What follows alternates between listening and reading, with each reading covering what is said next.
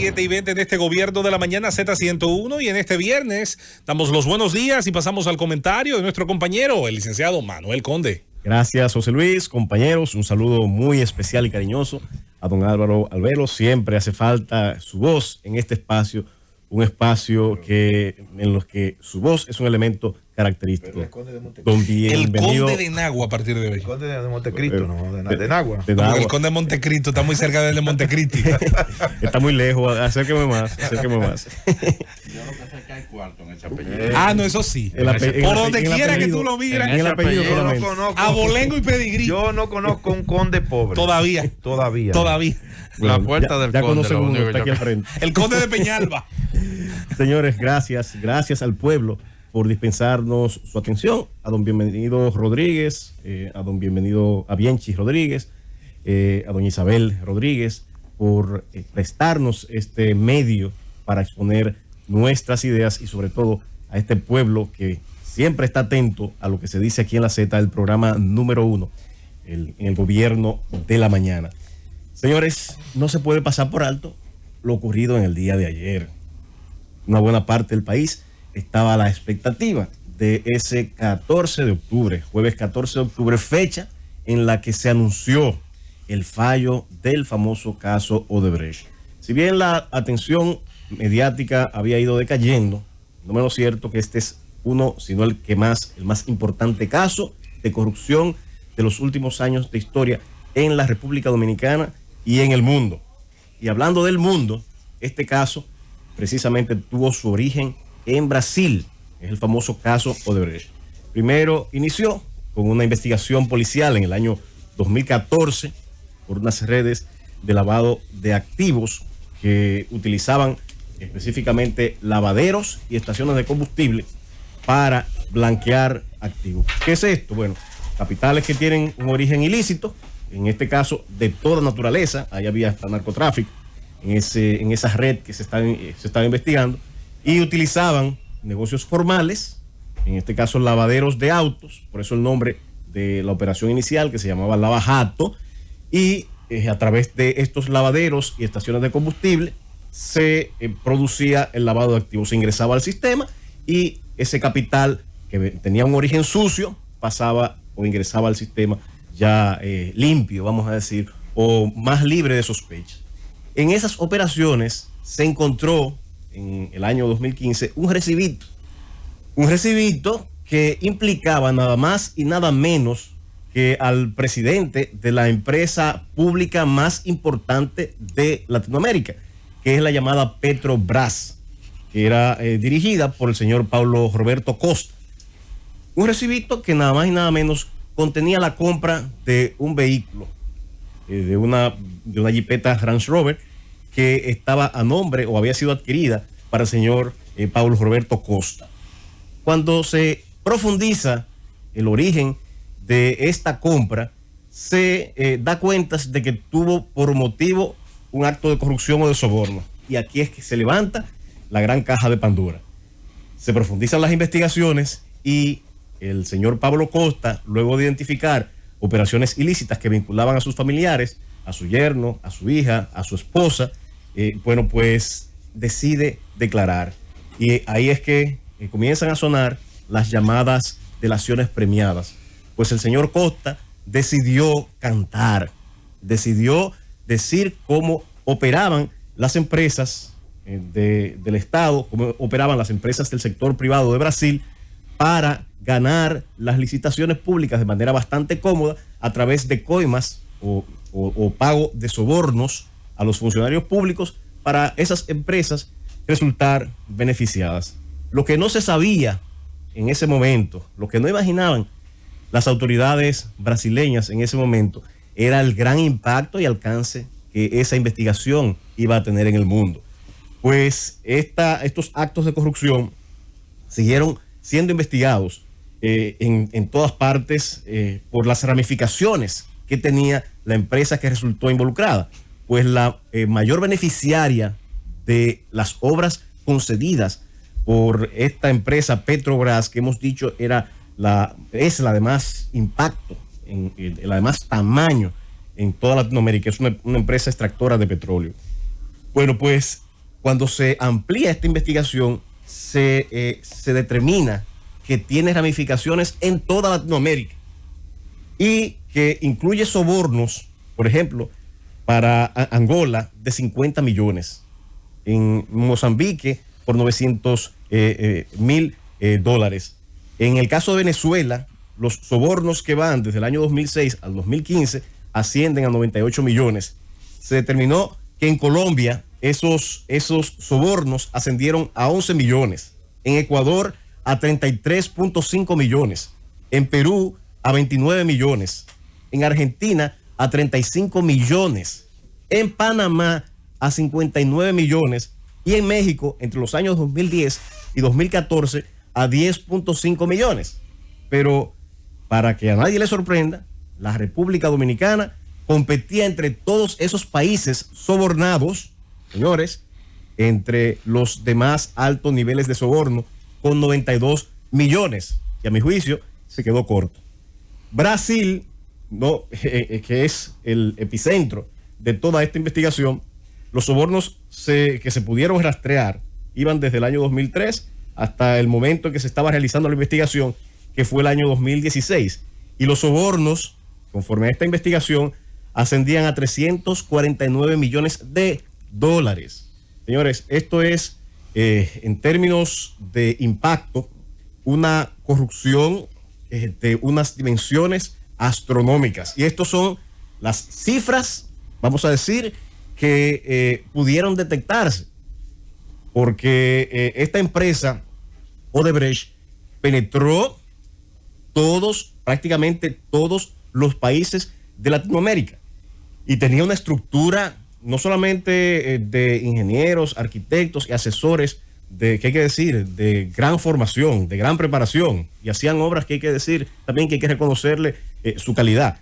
Pero la mayor calidad que tenían era esta habilidad de penetrar a los países y hacer conexiones al más alto nivel con presidentes, secretarios de Estado, ministros, para lograr la mayor parte de asignaciones de las obras más significativas. En esta investigación, que inició, decíamos, en el año 2014 como una operación de investigación de lavado de activos, ya en el 2015, en junio del 2015, atrapan a la cabeza de la empresa que tuvo mayor número de sobornos, que es la empresa Odebrecht. El 9 de junio específicamente, el año 2015, atrapan al presidente de la empresa Odebrecht, Marcelo Odebrecht. Ya a partir de ahí, el asunto sigue tornándose, va llegando a otros niveles. Llega el asunto a Estados Unidos, donde ya se tenía mucho tiempo investigándose por violación a la ley de violación de prácticas corruptas, y en Estados Unidos se levanta un proceso y se identifican todas las actividades ilícitas que realizó esta empresa, que ascendían, conforme al cálculo preliminar, a más de 2.390 millones de dólares y que abarcaban países de toda prácticamente Latinoamérica y del mundo. Se dice que se realizaron, tal y como detallábamos, reiteramos, operaciones en prácticamente todos los países del mundo, y esas empresas lograron tener la primacía en las construcciones de las principales obras. En Estados Unidos, la empresa Odebrecht llega a un acuerdo y posteriormente es condenada por esas prácticas corruptas. Llegamos aquí a República Dominicana, donde precisamente hemos dicho que nuestro país, después de Brasil y México, es fue uno de los países en los que se declaró, y así consta en las investigaciones realizadas en Brasil y en Estados Unidos, se realizó el mayor número de sobornos. Fíjense que esto comenzó en el año 2014 en Brasil. Ya se detectó en el año 2015 el origen de la mayor parte de los actos de corrupción protagonizados por la empresa Odebrecht, pero en la República Dominicana parece que no se había enterado absolutamente nadie de esta situación. Se inician denuncias, primero por parte de la sociedad civil, los partidos de oposición. El Partido Revolucionario Moderno, por ejemplo, el 23 de julio de 2015 depositó una denuncia solicitando que se abriera una investigación tomando en consideración esos escándalos ya que habían estallado en Brasil. En esa rueda de prensa estuvieron los señores Andrés Bautista y Jesús Vázquez, el primero en calidad de presidente del partido, el segundo de secretario general. Después la sociedad se adueñó de este reclamo y se inician marchas que ya conocemos, las llamadas marchas verdes, que entre otros reclamos esencialmente estaba pidiendo que se investigaran los orígenes y las razones por las cuales se habían realizado la asignación y construcción de la obra específicamente de Punta Catalina, pidiendo que se investigara claramente.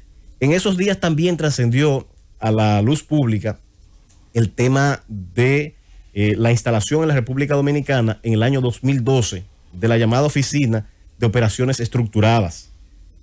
Odebrecht, como esa gran empresa, tenía el llamado Libro B, que era un libro en el que registraba todos los sobornos que se le daban a los altos dignatarios de todo el mundo en los que tenía operaciones Odebrecht.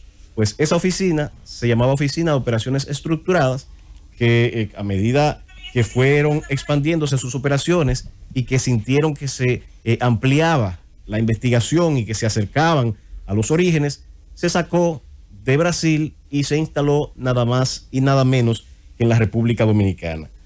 Ahí suenan nombres que por los dominicanos son muy conocidos, como es el caso de Joao Santana, que fue una figura de sumo interés en toda Latinoamérica. Era un experto o es un experto en campañas electorales y que esta empresa Odebrecht muchas veces utilizaba como canal para establecer enlaces con los candidatos presidenciales de algunos países o candidatos a posiciones de importancia en los países latinoamericanos, con ayudas logísticas y económicas de esta empresa Odebrecht, y una vez se ganaban las elecciones, bueno, pues ya tenían carta abierta en esos países y le facilitaba el camino a la empresa Odebrecht para obtener sus jugosos contratos.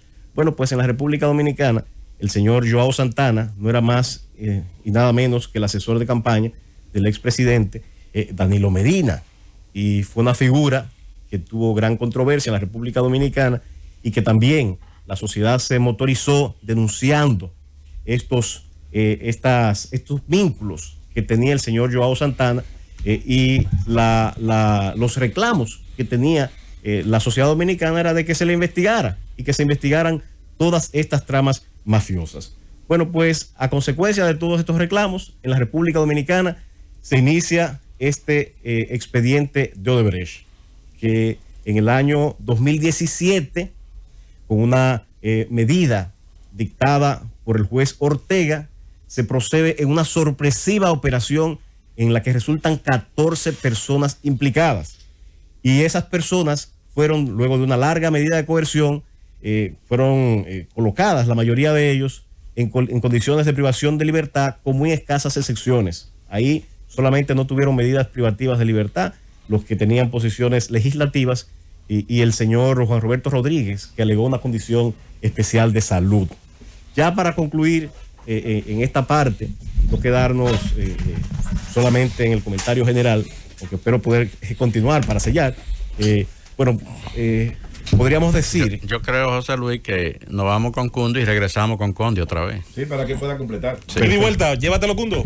Siendo las 7:38 de la mañana, concluye su comentario, su participación, el licenciado Manuel Conde. Gracias, José Luis. Bueno, les decía que ya aquí en la República Dominicana, cuando se decide iniciar el proceso de investigación del caso, el famoso caso Odebrecht, se asigna a un juez especial, que es el juez Ortega, Francisco Ortega Polanco, en razón de que uno de los imputados, varios de los imputados, tenían posiciones que ameritaban la intervención de un juez de la Suprema Corte de Justicia por la investidura de los investigados. Y ahí había un senador y había varios diputados que estaban siendo señalados en esa investigación. Por eso se designa un juez de la Suprema Corte de Justicia que dicta una orden de arresto en contra de varios de los imputados.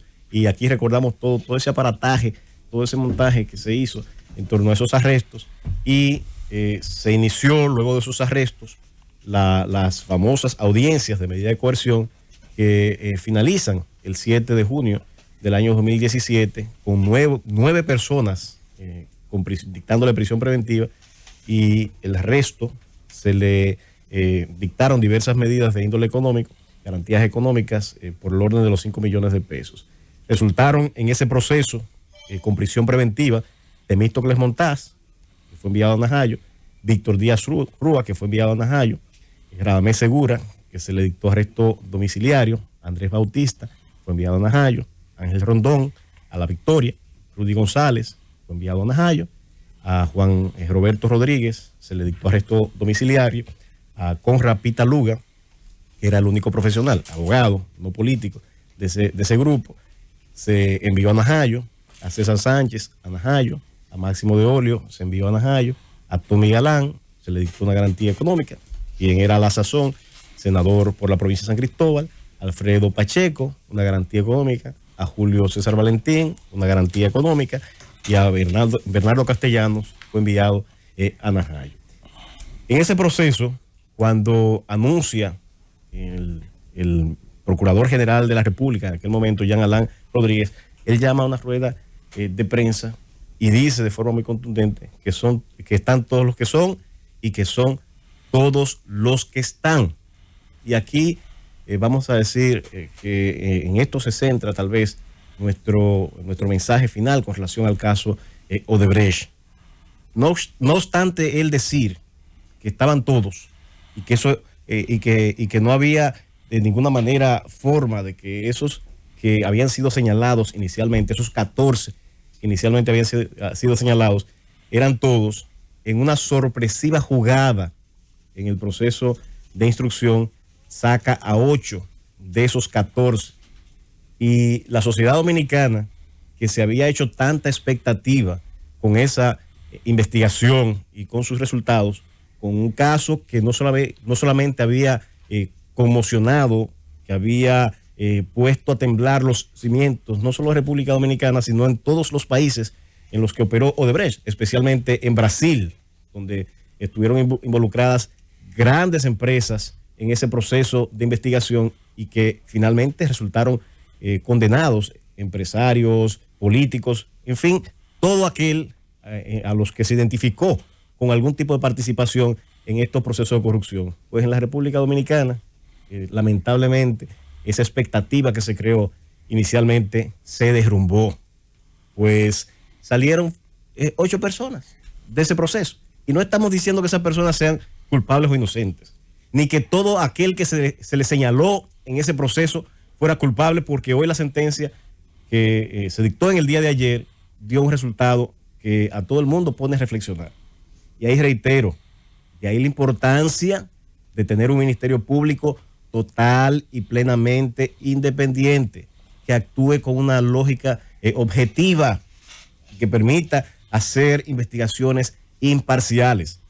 Porque ciertamente, al seguirle el rastro a este proceso de Odebrecht en la República Dominicana, se pueden identificar claros sesgos políticos. Se puede ver como una acción de venganza, y en esto he sido muy cauto, pero lo voy a decir. Por ejemplo, la inclusión en aquel momento, el presidente del principal partido de oposición, Andrés Bautista. Y también posteriormente, porque sacan 8 y finalmente incluyen 1, que nada más y nada menos era el secretario general de ese principal partido de oposición.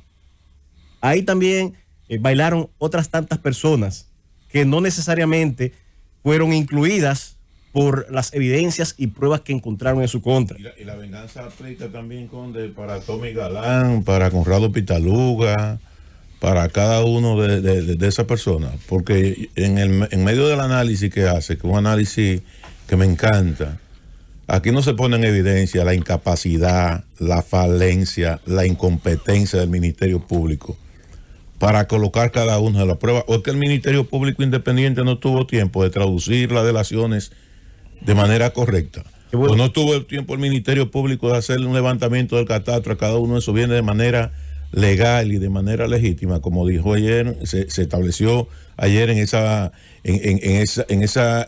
sentencia y en la lectura de ese dispositivo, que más que una absolución de libertad, lo que pone en evidencia la incapacidad del Ministerio Público, cuyo propósito es establecer más sanciones morales que de carácter penal. Mira, qué bueno que trae ese tema a colación. Hay que decir que el proceso penal es un proceso progresivo y que tiene etapas.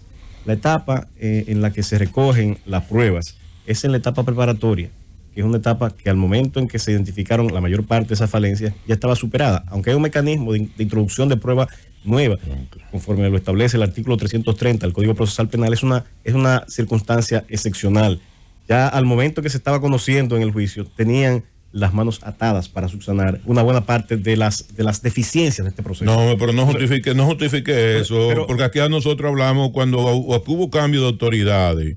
Aquí Jenny habló de una investigación 2.0 y la mayoría de todas esas pruebas que se aportaron ahí en esa segunda fase de esa investigación, porque hay que recordar que ese juicio estaba primero en la Suprema y después pasó a otro nivel, a otra jurisdicción de juicio.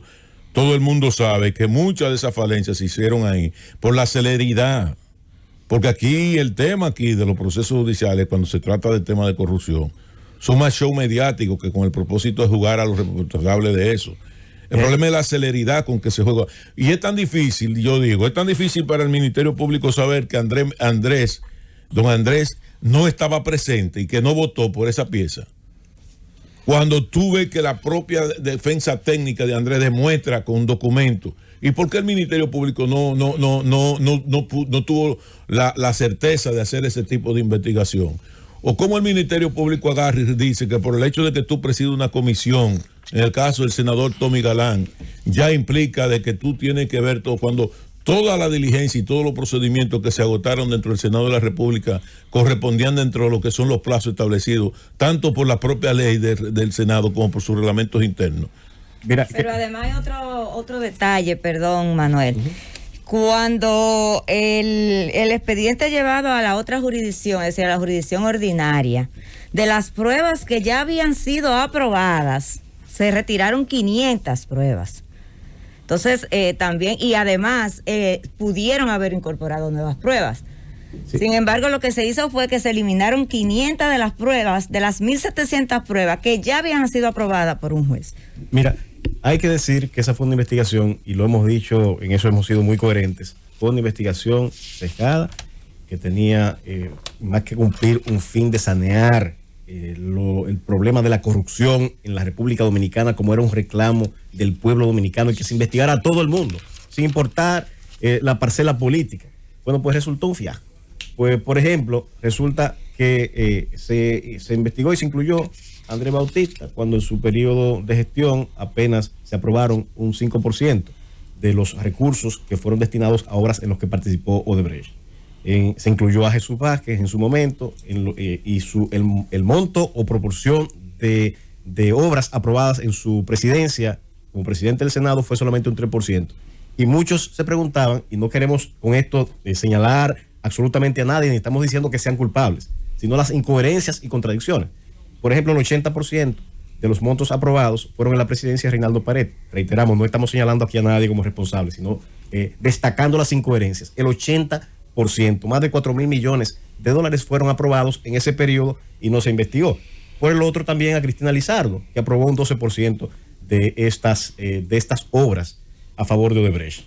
Aquí, para finalizar, y ya como colofón de este comentario nuestro, ayer finalmente se tuvieron los resultados.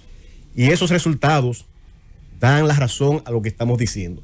Un proceso que pudo ser el proceso histórico que sembrara la transparencia en la República Dominicana, se convirtió en un chiste por las manipulaciones, las tergiversaciones que desde la cabeza de aquel momento del Ministerio Público y de la Presidencia de la República hicieron de este proceso. Lo doblaron y lo torcieron, primero para ocultar muchas cosas que los implicaba a ellos como autoridades. Muchas de esas cosas que ya están saliendo y que esperamos que se siga investigando para que no queden impunes esos elementos que debieron estar en ese proceso y tener condena. En ese momento, en esa sentencia, solo resultaron 2 personas condenadas, precisamente por esas debilidades que tenemos o que se tenía en el Ministerio Público y que esperamos que hoy, que por decisión presidencial... ¿Qué posibilidades hay, Conde? Porque yo veo a mucha gente opinando en ese sentido, o alguna gente, no mucha gente, de que podría venir una segunda parte de ese proceso. Después de lo que ha ocurrido, ¿cuáles serían las posibilidades de que una segunda parte llegue a algún lado, como se dice en el Cibao? Hay elementos que se dejaron fuera, pero aquellos que ya fueron juzgados, está la máxima de non bis in idem, de una sola persecución, y que lamentablemente no podrán ser incluidos en una nueva investigación. Una pregunta. El único cambio que ha tenido el Ministerio Público es la designación de doña Miriam Germán. Y ella se inhibió. Jenny Berenice jugó un rol importantísimo en ese expediente, al igual que Camacho era. Wilson. Y Wilson Camacho. Entonces, yo no estoy entendiendo la fortaleza que puede tener el proceso se le adjudica a Wilson Camacho y las debilidades a Jean Alain Rodríguez. Porque yo entiendo que Wilson Camacho fue pieza fundamental en la estructuración y en el armazón de ese expediente. Miren, el procurador y es el mismo ministerio. El Procurador General de la República es, al fin de cuentas, por su jerarquía, el que toma grandes decisiones. Por ejemplo, se archivaron 8 de los 14 iniciales. Uh-huh. Y de esos 8 se dieron archivos primero provisionales. Uh-huh. Y ese Ministerio Público, una buena parte, ignoraba que esos archivos que en principio fueron provisionales se convirtieron en definitivos. Pero ¿cómo tú sabes que lo ignoraban? Bueno, porque lo dicen en un momento donde le conviene decirlo. Bien, entonces, finalmente, para concluir, este expediente es el mayor ejemplo de que en la República Dominicana, si realmente se quiere hacer una justa lucha contra la corrupción sin sesgos políticos, hay que darle un blindaje constitucional a un Ministerio Público independiente que sea capaz de hacer investigaciones serias y objetivas, sin ver parcelas políticas y sin ver ningún tipo de intereses empresariales. Llévatelo, Cundo.